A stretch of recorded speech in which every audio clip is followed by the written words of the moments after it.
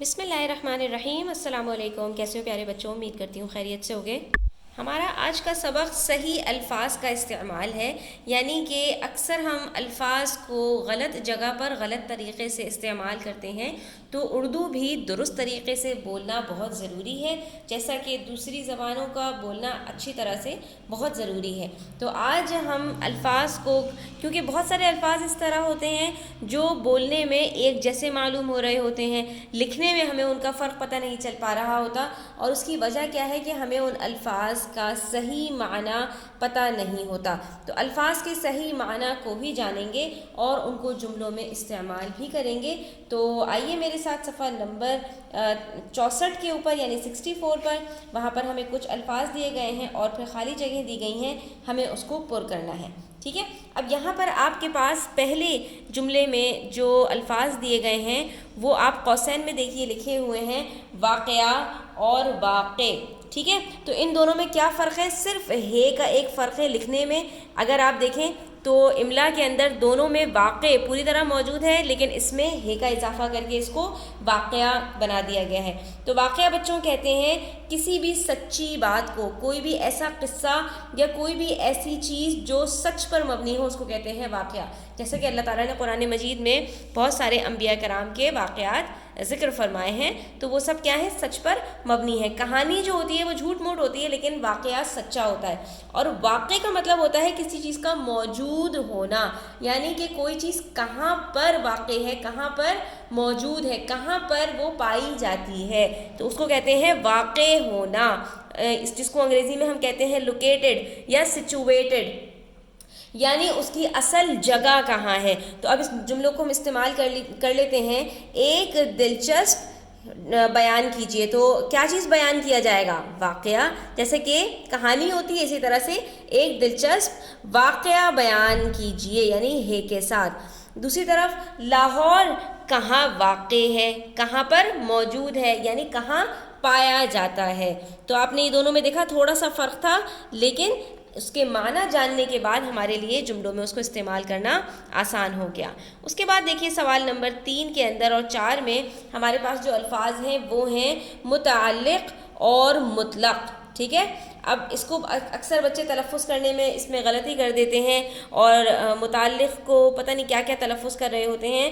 تو اب یہاں پر میں آپ کو ایک بات بتا دوں، یہ جو دوسرا لفظ ہے توئیں کے ساتھ، یہ مطلق ہے اور یہ عربی زبان کا لفظ ہے، اور اس کے مقابلے میں جو لفظ آتا ہے وہ مقید آتا ہے قید سے، یعنی وہ چیز جس میں کوئی کنڈیشن لگا دی جائے، ٹھیک ہے، جس میں کوئی قید لگا دی جائے، اس کو ہم کہتے ہیں مقید۔ لیکن جو غیر مقید ہے، جس میں کوئی قید نہ ہو، اس کو ہم کہتے ہیں مطلق۔ اب میں آپ کو اس کے انگریزی میں کچھ جو ہے وہ معنی بتاتی ہوں، جس سے آپ کو یہ چیز اور زیادہ جو ہے وہ سمجھ میں آئے گی۔ یعنی ایک ایبسلیوٹ چیز یا الٹیمیٹ یا پرفیکٹ، بالکل قطعی طور پر کامل، پوری کی پوری، اس کو ہم کہتے ہیں مطلق چیز، جو آزاد ہو، جو کسی کی پابند نہ ہو، جو غیر مقید ہو، غیر محدود ہو، غیر معین ہو، یعنی جس میں کوئی بھی کنڈیشنز نہ ہو، اس کو ہم کہتے ہیں مطلق۔ جیسا کہ ہم اللہ تعالیٰ کو قادر مطلق مانتے ہیں، یعنی اللہ تعالیٰ ہر چیز پر قدرت رکھنے والے ہیں، ٹھیک ہے۔ تو یہاں پر ہم دیکھتے ہیں کہ ہمارے پاس، اور متعلق کہتے ہیں کسی چیز کے بارے میں، کسی چیز سے تعلق رکھنے والا، یعنی ایک چیز دوسری چیز سے متعلق ہے۔ تو مجھے اس معاملے کی خبر نہیں، مجھے اس معاملے کی کچھ خبر نہیں، یعنی بالکل خبر نہیں، کچھ بھی خبر نہیں۔ تو یہاں پر کیا آئے گا؟ مجھے اس معاملے کی متعلق خبر نہیں، بالکل غلط ہے، مجھے اس معاملے کی مطلق خبر نہیں۔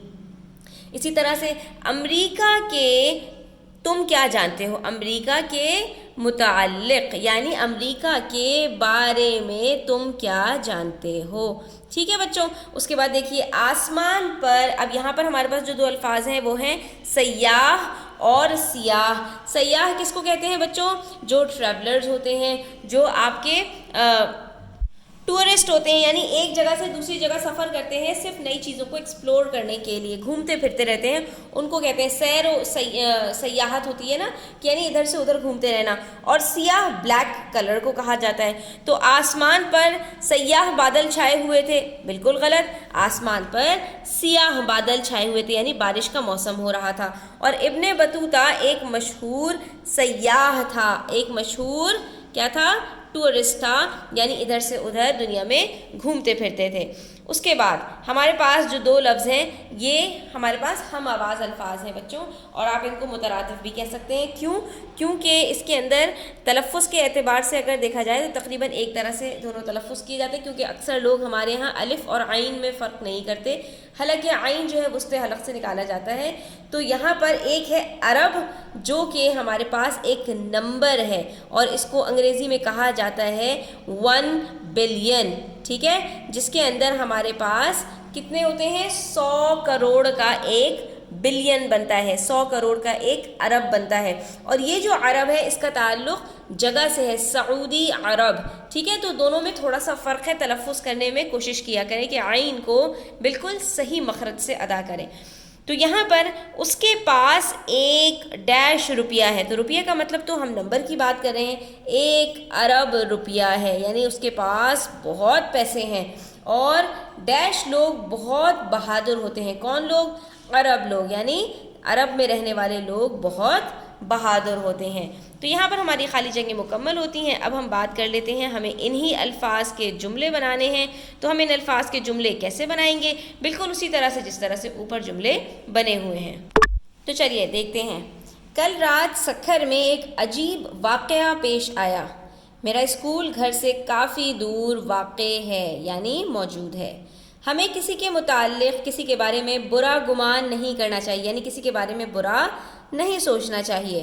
قرآن کی روح سے شراب مطلق حرام ہے، مطلق مطلب بالکل حرام ہے، قطعی طور پر حرام ہے، اس میں کوئی شک نہیں، کوئی گنجائش نہیں ہے کہ تھوڑی سی پی لیں یا کبھی کبھار پی لیں یا ایک گھونٹ پی لیں، اس کی کوئی گنجائش نہیں ہے۔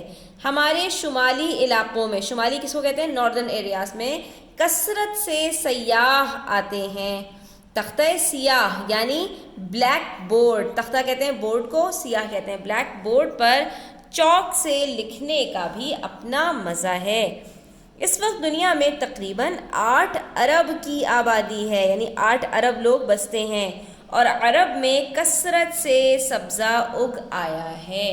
تو یہاں پر ہمارے جملے مکمل ہوتے ہیں، آج کا سبق بھی ہمارا ختم ہوتا ہے۔ امید کرتی ہوں بچوں آپ کو پسند آیا ہوگا، ویڈیو اچھی لگی ہو تو لائک کیجیے گا، اپنے فرینڈس کے ساتھ شیئر کیجیے گا، چینل سبسکرائب نہیں کیا تو سبسکرائب کر لیجیے، اپنا خیال رکھیے گا، اللہ حافظ۔